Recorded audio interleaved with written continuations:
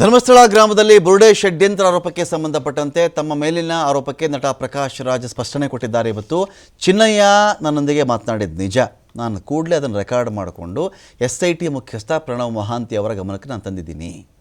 ಆತ ಮಾತಾಡ್ತಾ ಇದ್ದಂತೆಯೇ ನನಗೆ ಗೊತ್ತಾಯಿತು ವಿಷಯ. ನಾನೇನು ಮಾಡಿದೆ, ಇಮ್ಮಿಡಿಯೇಟಾಗಿ ಅವತ್ತಿನ SIT ಮುಖ್ಯಸ್ಥ ಯಾರಿದ್ದರು, ಪ್ರಣವ್ ಮಹಾಂತಿ ಅವರಿದ್ದರು, ಅವ್ರ ಗಮನಕ್ಕೆ ನಾನು ತಂದುಬಿಟ್ಟೆ ರೆಕಾರ್ಡ್ ಮಾಡಿಕೊಂಡು.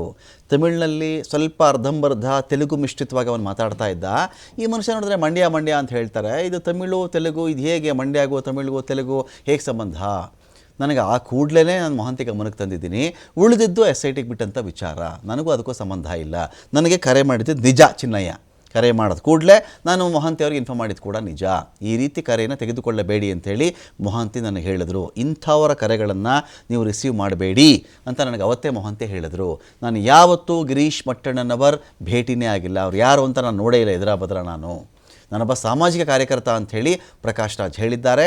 ನನ್ನ ಜೊತೆಯಲ್ಲಿ ಮಾತನಾಡಲಿಕ್ಕೆ ರೈತರು ಕರೆ ಮಾಡ್ತಾರೆ, ಹೋರಾಟಗಾರರು ಕರೆ ಮಾಡ್ತಾರೆ, ಚಳುವಳಿ ಮಾಡೋರು ಕರೆ ಮಾಡ್ತಾರೆ, ಯಾರು ಬೇಕಾದರೂ ಕರೆ ಮಾಡ್ತಾರೆ. ಅನ್ನೋ ಪಬ್ಲಿಕ್ ಮನುಷ್ಯ ನಾನು. ನನ್ನ ಫೋನಿಗೆ ಕರೆ ಬರಬಾರ್ದು ಅಂತ ನಾನು ಫೋನ್ನ ಎತ್ತಿಟ್ಕೊಳ್ಳೋಕ್ಕಾಗಲ್ಲ. ನಾನು ಎಲ್ಲರೂ ಕರೆ ಮಾಡಿದ್ದಾರೆ. ರೈತರ ಹೋರಾಟಕ್ಕೂ ಹೋಗಿದ್ದೀನಿ, ಸಾಮಾಜಿಕ ಹೋರಾಟಗಳಲ್ಲೂ ಭಾಗಿಯಾಗಿದ್ದೀನಿ. ಹಾಗಿದ್ದಾಗ ಯಾರ್ದು ಕರೆನೇ ಬರಬಾರ್ದು ಅಂದರೆ ಹೇಗೆ? ಬಂದ ತಕ್ಷಣ ಯಾರಿಗೆ ಆ ಮಾಹಿತಿ ಮುಟ್ಟಿಸ್ಬೇಕೋ ಮುಟ್ಟಿಸಿದ್ದೀನಿ ನಾನು. ಧರ್ಮಸ್ಥಳದ ವಿರುದ್ಧವಾಗಿ ಅಪಪ್ರಚಾರಕ್ಕೆ 200 ಕೋಟಿ ರೂಪಾಯಿಗಳ ಆರೋಪಕ್ಕೆ ಸಂಬಂಧಪಟ್ಟಂತೆ 200 ಕೋಟಿ ರೂಪಾಯಿಗಳ ಹಣವನ್ನು ಎಲ್ಲಿಂದ ತರಲಿ ನಾನು?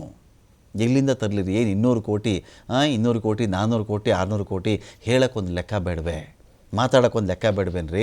ಧರ್ಮಸ್ಥಳದ ವಿರುದ್ಧವಾಗಿ ಫಸ್ಟ್ ಆಫ್ ಆಲ್ ಅಪಪ್ರಚಾರ ನಾನು ಯಾಕೆ ಮಾಡಲಿ? ನಾನು ಧರ್ಮ ವಿರೋಧಿ ಅಂತೇಳಿ ಯಾಕೆ ಬಿಂಬಿಸ್ತಾ ಇದ್ದೀರಿ, ತಿರ್ಸ್ತಾ ಇದ್ದೀರಿ? ಧರ್ಮಸ್ಥಳದಲ್ಲಿ ಸತ್ತಿರುವ ಹೆಣ್ಣು ಮಕ್ಕಳ ಬಗ್ಗೆ ನಿಮಗೆ ಕನಿಕರ ಇಲ್ಲ? ದೇಶದಲ್ಲಿ ಆಗುವ ಅನ್ಯಾಯಗಳ ಬಗ್ಗೆ ಪ್ರಶ್ನೆ ಮಾಡಬಾರ್ದ ನಾನು? ಸೌಜನ್ಯ ಯಾಕೆ ಸತ್ತಳು? ಎಷ್ಟೋ ಹೆಣ್ಣು ಮಕ್ಕಳು ಯಾಕೆ ಸತ್ತರಲ್ಲಿ, ಯಾಕೆ ಸಾವನ್ನಪ್ಪಿದ್ರು ಅಂತ ಪ್ರಶ್ನೆ ಮಾಡೋದೇ ತಪ್ಪಾಗ್ಬಿಡುತ್ತಾ? ಆ ಪ್ರಶ್ನೆಗೂ ಚಿನ್ನಯ್ಯನಿಗೂ ಯಾಕೆ ನಂಟು ಮಾಡ್ತಾ ಇದ್ದೀರಿ ಅಂತ ಕೂಡ ಪ್ರಕಾಶ್ ರಾಜ್ ಕೇಳಿದ್ದಾರೆ. ಚಿನ್ನಯ್ಯನ ಹೇಳಿಕೆಯನ್ನು ನಿಜ ನಿಮಗೆ ಹೇಳಿದ್ದೀನಿ. ಬಟ್ ಈ ತಿರುಚೋ ಮಾಧ್ಯಮಗಳಿದೆಯಲ್ಲ, ಬುರುಡೆ, ಇವನು, ದ್ವಂದ್ವಾರ್ಥ, ಅದಕ್ಕೂ ಇದಕ್ಕೂ ಏನು ಸಂಬಂಧ? ಡಿಮಾನಿಟೈಸೇಷನ್ ಬಗ್ಗೆ ಕೇಳಿದ್ರೆ ಆಂಟಿ ಹಿಂದೂ ಅಂತಾರೆ. ಯಾಕ್ರಿ ಡಿಲಿಮಿಟೇಷನ್ ಅಂದರೆ ಆಂಟಿ ಹಿಂದೂ ಅಂತಾರೆ. ಪೆಟ್ರೋಲ್ ಬೆಲೆ ಜಾಸ್ತಿ ಆಯಿತು ಸರ್ಕಾರಗಳು ಹೆಂಗೆ ಹೇಳ್ತಾರೆ? ಯಾಕಿದು? ಅಂದರೆ ನಾನು ಒಂದು ಸರ್ಕಾರವನ್ನು ಪ್ರಶ್ನೆ ಮಾಡ್ತಿದ್ದೀನಿ ಅಂತನಾ? ಹಿಂದೂ ಧರ್ಮ ಎಲ್ರದ್ದು ರೀ, ನಮಗೇನು ಬೇಕು? ನಮಗಿಲ್ಲ.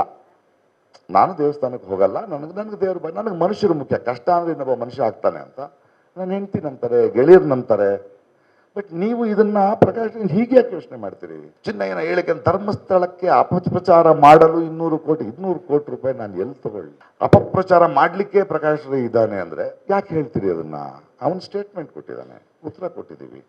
ನಾನು ಧರ್ಮಸ್ಥಳದ ವಿರುದ್ಧ ನಾನು ಯಾಕಿರಲಿ? ಅಲ್ಲಿ ಹೋಗೇ ಇಲ್ಲ ನಾನು. ಒಂದೇ ಒಂದು ಸಲ ವೀರೇಂದ್ರ